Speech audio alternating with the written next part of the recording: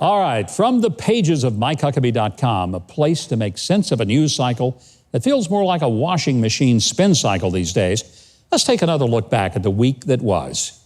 And by the way, you can have my wit and wisdom delivered right to your email inbox. Just signing up for my totally free newsletter is delivered twice daily for 2 doses of sanity every single day. Well, we're finding out more and more about what the Black Lives Matter group is all about. How do we know? Well, the founders will tell you flat out. They're committed Marxist. But what's been murky till now is, where does their money come from? And where does it go? But we know now it's the pet project of a 501c3 or a nonprofit organization promoting alternative economies and climate justice. It's called 1,000 Currents. Or as Tucker Carlson reported this week, the vice chair for fundraising of 1,000 Currents is Susan Rosenberg, a convicted terrorist. She spent 16 years in federal prison. That is until she was pardoned by none other than Bill Clinton on his last day in office. So there you have it, a Marxist terror group that wants to overthrow our country. Don't take my word for it. Those are the words of former New York Police Department Commissioner Bernard Kerik. He knows a thing or two about terrorism, having led the country's largest police department on 9/11. And let's have a quick check-in on Basement Joe. The DNC knows a dithering, doddering Joe Biden would be a train wreck on the debate stage. So Tom Friedman of the New York Times actually wrote an op-ed this week that many are interpreting as a trial balloon to see if Americans will actually buy the DNC's feeble excuses for Biden staying hidden in his basement right up until Election Day, and for not going out and debating President Trump. Basement Joe is confused about all this, though. He thinks he already debated President Trump in 1949.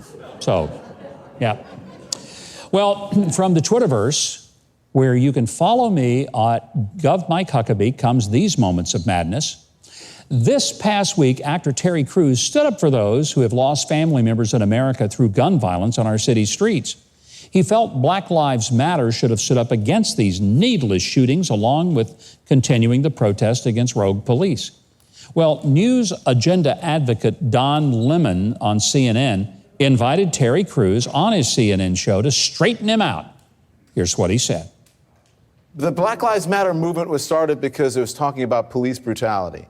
If you want an all Black Lives Matter movement that talks about gun violence in communities, including, black communities, then start that movement with that name. But that's not what Black Lives Matter is about.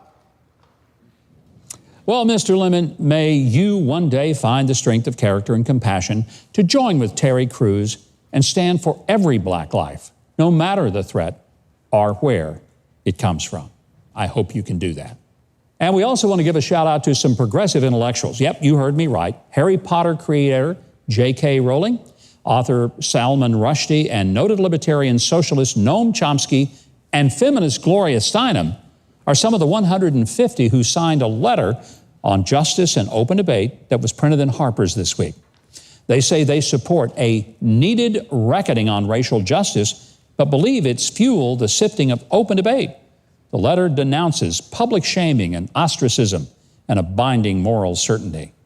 These brave liberal men and women go on to state, and I quote, "The free exchange of information and ideas, the lifeblood of a liberal society, is daily becoming more constricted," and that they uphold the value of robust and even caustic counter speech from all quarters.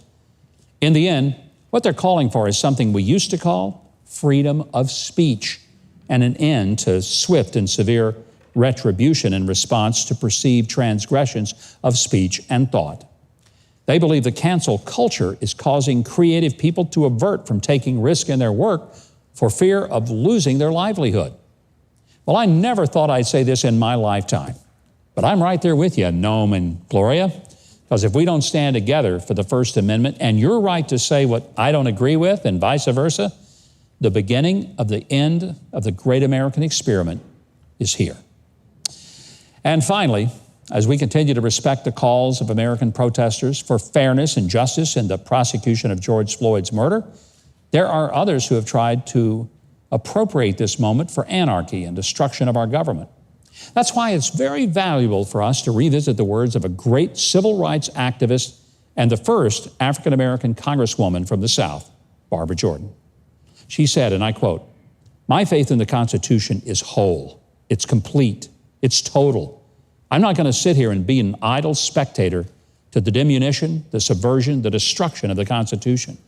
We should embrace the courage and commitment of this political pioneer to protect and uphold our Constitution and the democracy that it has blessed us with and inspired through the world." Now, until next time, these have been the facts of the matter. Thanks so much for watching, and I hope you enjoyed that video. If you did, be sure to leave a like, then subscribe, and hit the notification bell below. Now, if you didn't like it, you ought to find a Ben Shapiro video to detox you with more facts.